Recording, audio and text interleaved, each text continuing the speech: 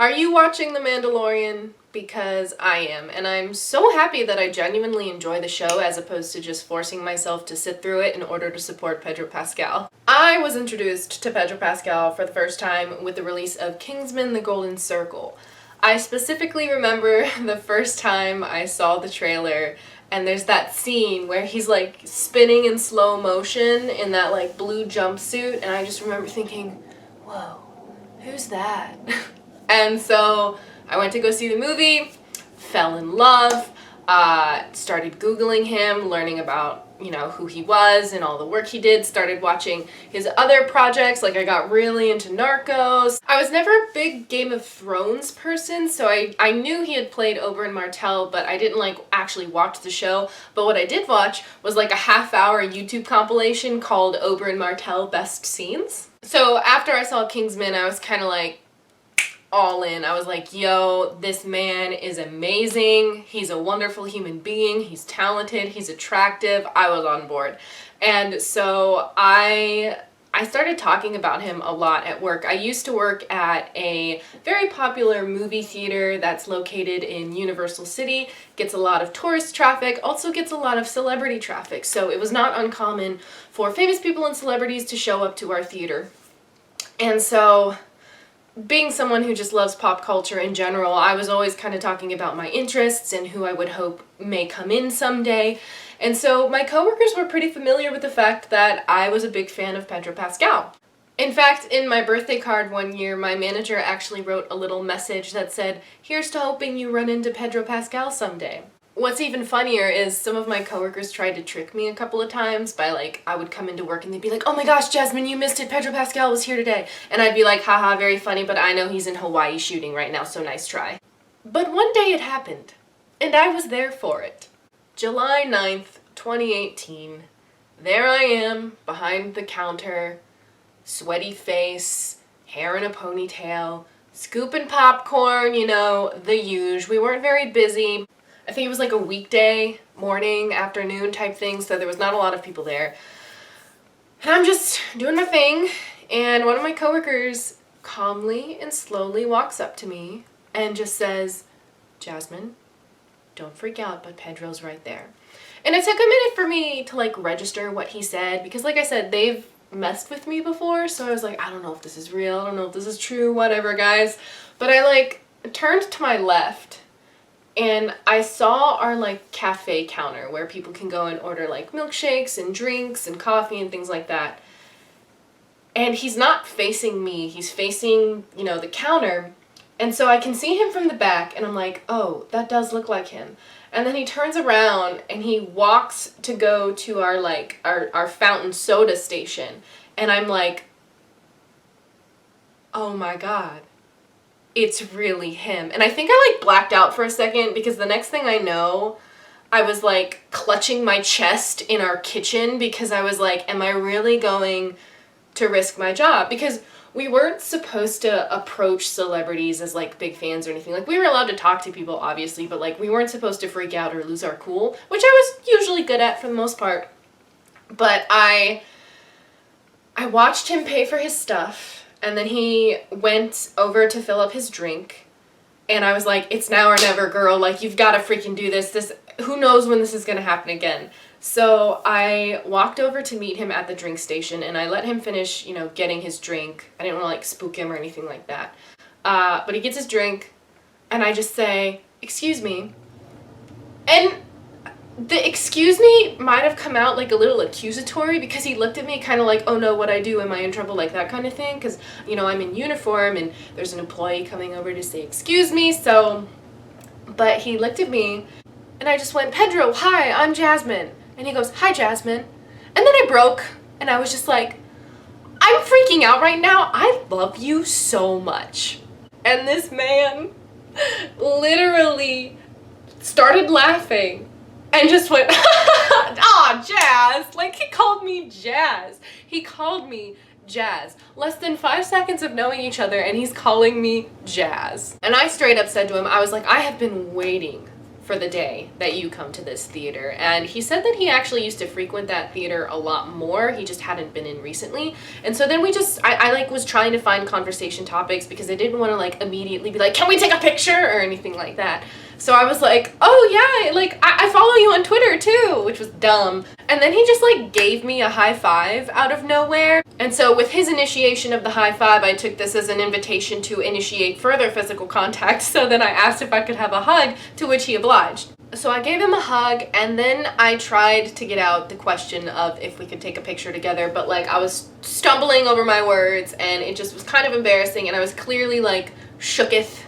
And he was actually willing to wait for me so that I could sprint back to the break room and get my phone, because I didn't actually keep it on me while I was at work. So I ran to the break room, I'm like shaking, I get in my locker, I grab my phone, I go back out, and I've got my phone, and I'm opening the camera, and I'm like, I might get in trouble for this, but I don't really care. And he's like, oh no, are there cameras? Like, are you gonna lose your job? And I was like, it doesn't even matter at this point. And so he goes, well here, let's make it look like it's my picture then. And he takes my phone and he holds it up, and then he's like, let's look this way, it's better lighting. And we adjust our position in the light and we take this picture. Look at us. It's freaking me and Pedro Pascal, man. We're freaking, like, what? What? So after we took our picture, he actually introduced me to the friend he was with and told me that they were going to go see The Incredibles 2. And so I was like, oh, well, you need to let me know how it is. Like, I haven't seen it yet. Like, I hope you enjoy. And they started to walk away, and I was like rambling and just saying thank you for being so cool, you know, just trying to have a casual goodbye, but it not coming out casual whatsoever. So they walked to their theater, and I go back to our kitchen. You know, I'm tweeting the photo, I'm posting the photo on Instagram, I'm sending it to my mom, I'm freaking out, and then I like lost it for maybe a good hour. Like I couldn't believe that this had just happened. Like, I had only learned about Pedro like a year prior to this, and for that whole year leading up to it, let's see, let me do a little bit of math. So September 2017 is when Kingsman came out, and this happened on July 9th. So not even a full year. Like, not even a full year went by. But for those many months, I was like fully invested in Pedro Pascal. And then like just one day, he freaking comes into the place that I work at on a day that it's not busy and I can spare the time to go talk to him. He's super nice. He lets me hug him. He calls me Jazz. Like, I was literally jumping up and down in our back kitchen, sweating. My face was so red that my coworker told me I looked like a tomato, and other coworkers were genuinely concerned. There was this one guy who came up to me and was like, Jasmine, you need to calm down. You're going to make yourself sick. And I kind of did. Like, my stomach got really bothered afterwards, and I needed to hydrate. I needed to drink some water. But eventually I did cool down, and I realized this is not the end. I'm still going to be working when his movie is over. So I decided that I would try and talk to him again as he was leaving his movie. Now that I'm a little more cool, a little more calm, let's go and try and have a normal conversation. And it wasn't exactly scheming, because I needed to go clean the theater when the movie was over anyways, so I just went and waited outside the door with my broom and dustpan. And when he came out, he was kind of looking at the ground, getting ready to leave, and I just was like, well, did you like it? And he looks up and he goes, yeah, I did. It was effing amazing. Or what did he say? Effing awesome. I keep looking down because I wrote about this in my journal the day that it happened. So he said, I did. It was effing awesome. And I was like, oh, good. Well, you know, I've calmed down a little bit since talking to you earlier. So I just wanted to come over and tell you how awesome it is that I got to meet you today. Thank you for being so cool. You know, I was planning on going to the Equalizer 2 premiere in a couple of weeks and hoping that I could meet you there. And then he's like, oh, well, I'm not even actually going to be there. And I was like, oh, really? And he's like, yeah, I'm leaving for London next week. And I was like, what? But I was like, oh, dang, well, I'm glad you stopped in today, because my plan prior to this day at work was to go to the Equalizer 2 premiere, because he's in that movie as well, and I've been to red carpet premieres before. And so I was like, I'm just going to go and hopefully I'll get to meet Pedro Pascal, but now I didn't have to go because I knew he wasn't going to be there, and I already got to talk to him a bunch today. I thanked him like 600 times, but I was like, thank you again for being so cool, you know, this made my shift great, this made my year, like, this has really been a dream come true to be able to talk to you today.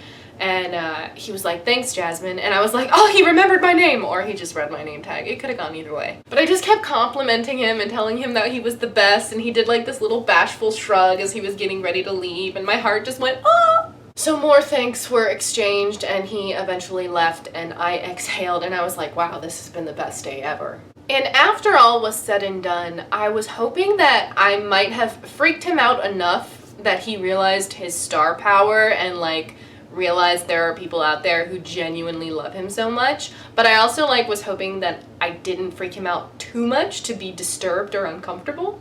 I definitely could have handled our initial conversation better had I had more time to prepare, but you know, it was in the moment, it was happening now, I didn't have time to think about what I was going to say, I just needed to go do it. And I don't regret any of it, you know why? Because I tweeted about this interaction multiple times. Every few weeks I would get on Twitter and be like, hey guys, remember this? I got to meet Pedro Pascal, and I would just like give further details and like, I don't know, it was kind of bragging, but I just wanted to go on there every once in a while and remind people that, you know, this had been a great experience and Pedro Pascal is an amazing person. And one of those times, enough people saw my tweet about meeting him, liked it, retweeted it, interacted with it enough for him to see it in his notifications. Like, his eyes were laid upon my tweet, and I'm gonna tell you what it said. So the original tweet that I made the day that this happened was July 9th, 2018. Hi everyone, I look like poo and I might get fired, but I've been waiting for this day this man comes into my work. Hello Pedro Pascal, thank you for being the literal best. And this was the original tweet. And it got like 170 likes. And then on January 26th, 2019, I quote tweeted my own tweet, just with the caption, "Never forget." I feel like a beauty vlogger who's trying to show the product they're using. Never forget. And this one is the one that got like 566 likes, and it was interacted with enough for him to see it. And I woke up, because like I tweeted that at 10:30 p.m. and then I went to bed. And then I woke up to hundreds of notifications because he had seen it and responded to it. And his response was, "I was so high on edibles and walking into The Incredibles 2. You set me on good course with your kindness." What? So you're like, okay, first of all, how freaking hilarious is it that he was just high when I met him and I couldn't even tell, had no idea. And he remembers me. Like, he knows this was the day that he went to see The Incredibles. He is aware that I'm the one who, like, was there that day. And I freaking lost it. I lost it again because I was like, oh my gosh, if I ever see Pedro Pascal again, I can tell him I'm the girl at the movie theater from when you went to see The Incredibles 2, and he's gonna know exactly who I am. At this point, when this tweet came out, I was actually no longer working at that movie theater anymore. I was working at a different movie theater. So I like followed it up with a bunch of unnecessary tweets that he never saw or just chose not to respond to, where I was like, P.S. I don't actually work at that theater anymore. I resigned at the end of last year, but if you find yourself, blah, blah, blah, blah. You know, I was trying to tell him where I work now.